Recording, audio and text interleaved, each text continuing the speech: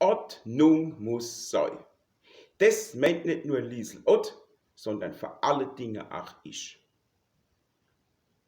Bei mir daheim im Küchenschrank stehen Dosen aus Porzellan. Und vorneher ist drauf geschrieben, was man neu tun kann.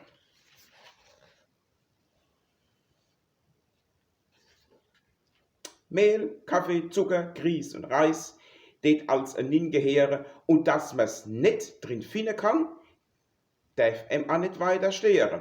Im Mehl kann man Erbsen sehen, im Kaffee leihe Linsen.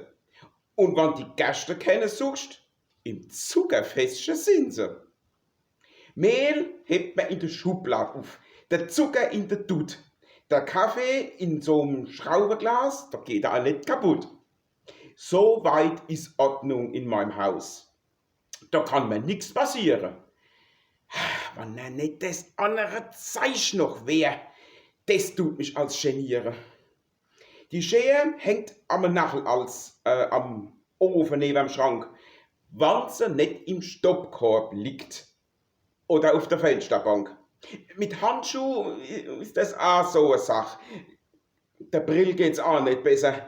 Was such ich als mein Armbanduhr und auch mein Taschenmesser? Das Zeichen ist manchmal wie verhext. Wie soll man das auch wissen? Verschluckt sich da im Kittelsack und hinterm Sofakissen.